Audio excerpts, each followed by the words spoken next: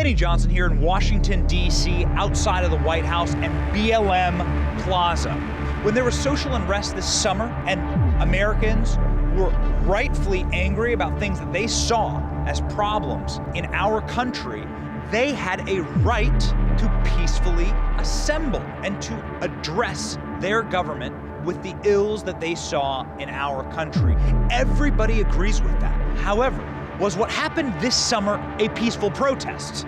We're going to investigate today what really happened, if the instances that occurred here were indeed peaceful or if they were domestic terrorism.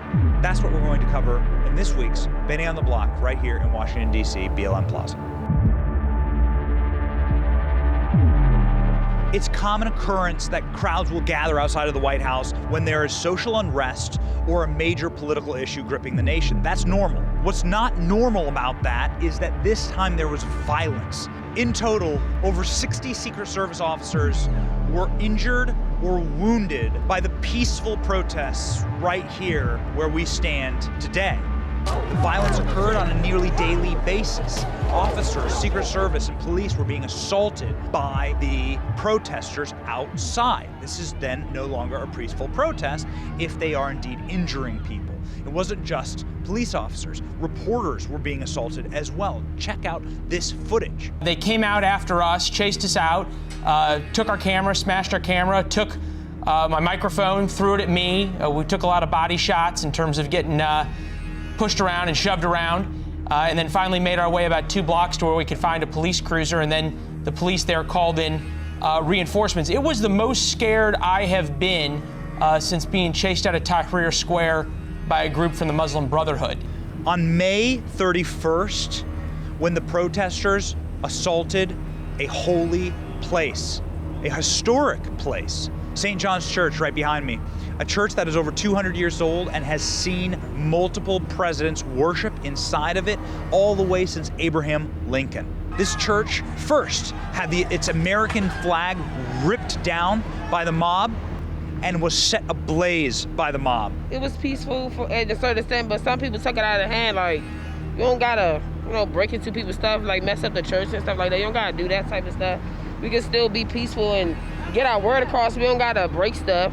You know what I'm saying? That's messing up our city. We trying to make it beautiful. We gotta, help out too. We're right here by the church. They lit that church on fire. Yeah, I know. They burnt it on fire. Who lights a church on fire? I don't know.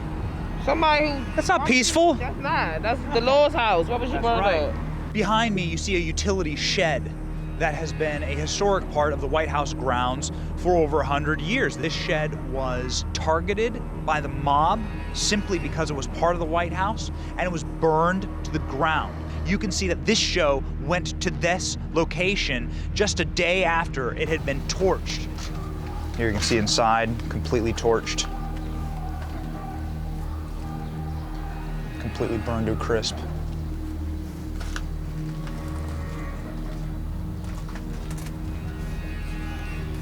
And up at the ceiling, you can see how it's just burnt completely all the way through.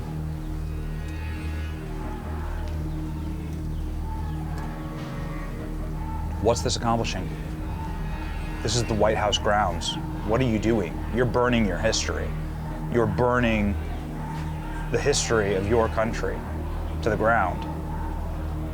This isn't about a better America. This is anti-America. There's no other way to look at it. On July 23rd and 24th, a large section of the BLM and Antifa protesters went to the statue behind me. Protesters climbed up the statue, put a chain around the neck of the statue, and attempted to pull it down. There was a massive speech at the White House, and multiple participants leaving because they were conservative were assaulted. There's multiple footage of Senator Rand Paul being assaulted, surrounded by the mob in the streets, along with his wife, Kelly Paul. We had a chance to speak with one of the more prominent members, Rick Harrison, famous for his role on Pawn Stars. Here's what he had to say about what happened that night. I was dropped off with my business partner at one entrance to the White House. Went through security, came in, was there for the speech. It was absolutely amazing. You might have heard on television, I don't know, the loud protesters right where we were dropped off. The Secret Service told us we could not leave through that exit because there was too many protesters. So we ended up leaving through the other exit. I was not able to get to my car. As I was leaving the White House, one individual, right around 3 feet in front of me, said he was going to smash in my bald head. If you saw on television what happened to Rand Paul, the same thing was happening to me. It was scary. I was staying at the Hay Adams. There was a riot in front of the Hay Adams. I watched the news the morning after the speech and the next morning. All the local news could talk about was the wonderful, peaceful protesters. It was ridiculous. The Ronald Reagan Presidential Foundation and Institute, the Motion Picture Association, multiple other lobbying shops and impressive organizations housed in this building. This building, 1 block from the White House, is boarded up like a war zone. Why? Well, because through the end of May, through June and July, there was rampant and regular looting throughout Washington, D.C. Looting that smashed store windows and destroyed lives. The question is, why loot? This show actually went and asked that question of regular people to see if the looting was justified. Here's some of the answers. We had the loot, we had to tear down statues, we got the world's attention. Like, when George Floyd died, it was no more news about coronavirus. Everything was about Black Lives Matter. So, now the violence, I don't really agree with the violence. I don't like violence, but the looting and stuff, I don't really agree with that either, but it worked. What are you saying to people who want to gather again for like the next protest? What's your request? I say, man, just keep it peaceful. Don't be doing the extra stuff because people be having their kids out here too. Like, it's not just we worried about ourselves. We worry about everybody. It's a community. It's not just us by ourselves. So I think everybody should just get along, just be peaceful. Don't be no rioting, no extra stuff. You can see BLM written here on the road. What you can't see anymore is defund the police. DC really took that seriously. And the police were scaled back in this city. What was the occurrence? Murder rates skyrocketed by over 20%. There were many instances of young children being shot, killed in our streets. It was horrific.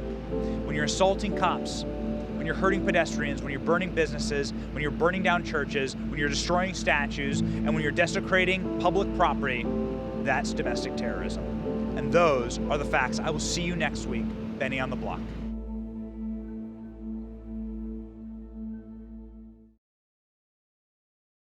Hey, it's Benny Johnson here, Turning Point USA's Chief Creative Officer. If you like this video you just watched, be sure to subscribe to the official Turning Point USA channel and never miss an episode. See you guys next week.